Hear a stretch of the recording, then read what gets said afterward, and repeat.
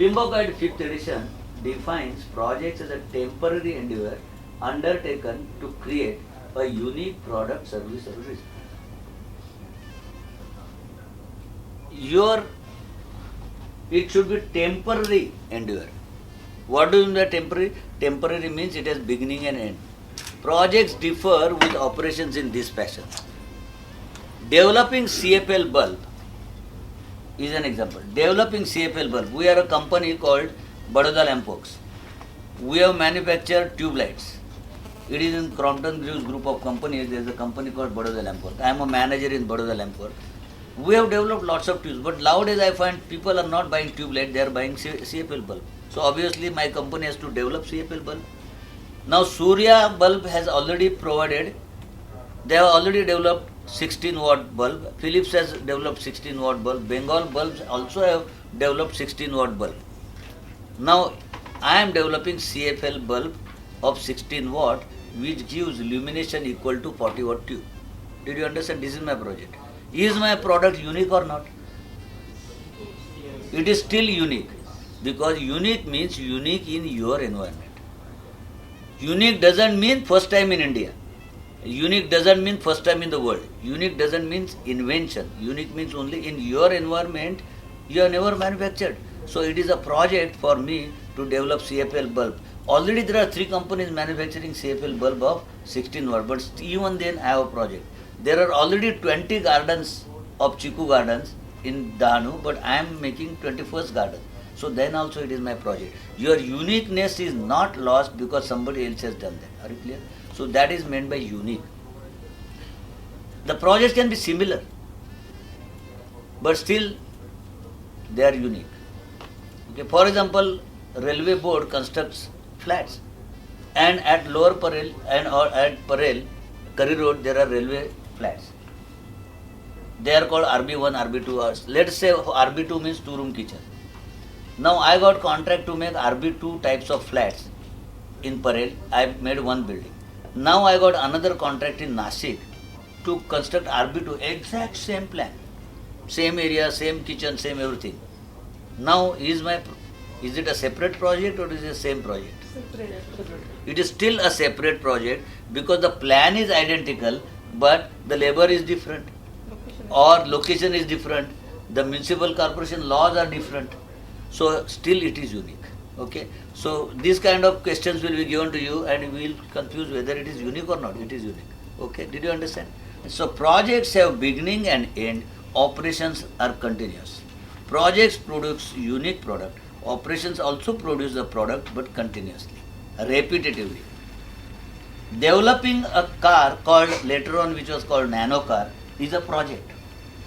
Developing nano car is a project. Producing 300 nano cars identical in nature every day is an operation. Developing CFL bulb of 16 watt is a project. Producing 5000 bulbs every day is an operation.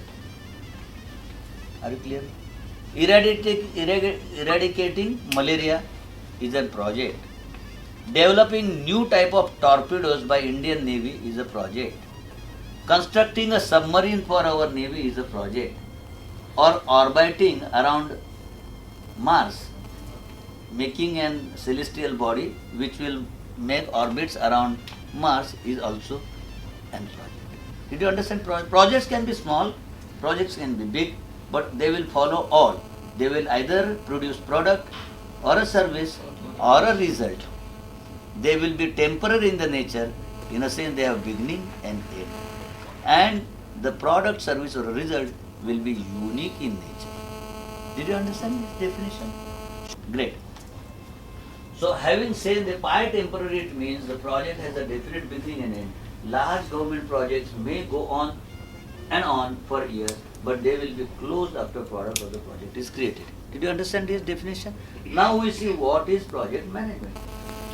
Project management is application of knowledge, skill, tools and techniques to project activities to meet the project requirement. Very deep meaning is there. First of all, let us say project management is application of knowledge, skill and tools and techniques. What is the difference between knowledge and skill? You can say application of knowledge is more or less like skill.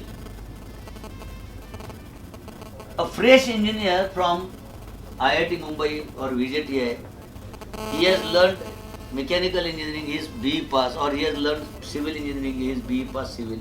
He knows strength of material, he knows how to design beam column. But when he joins a new company, do they make him in charge of design on the day one?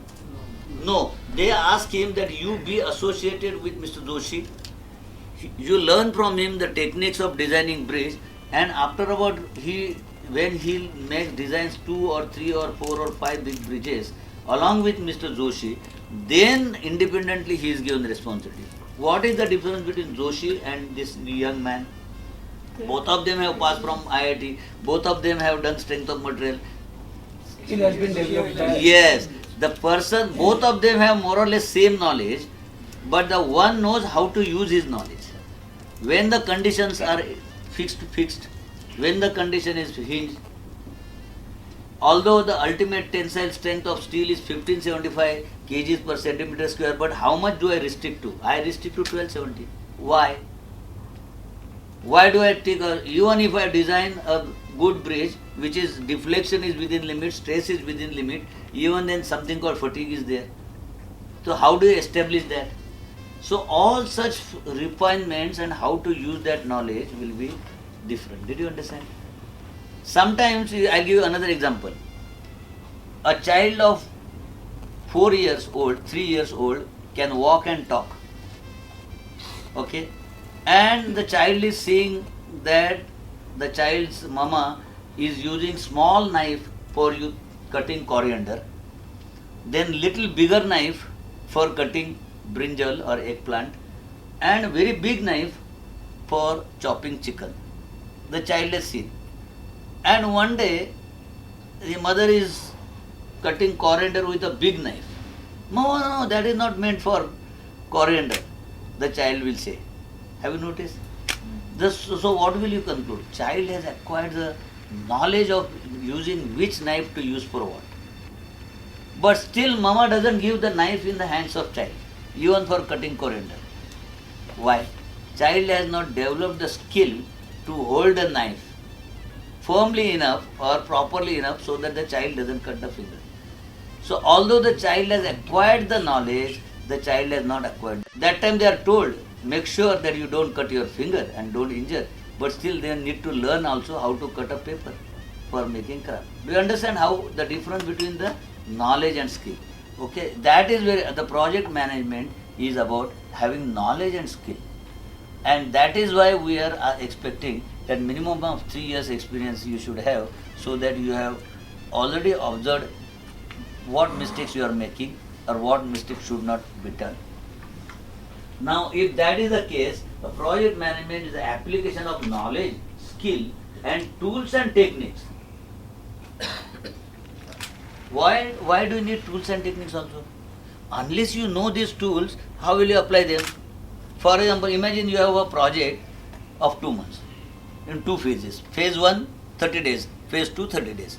Phase 1 got extended from 30 days to 33 days. Does it happen with you sometimes? Or invariably? Almost every time.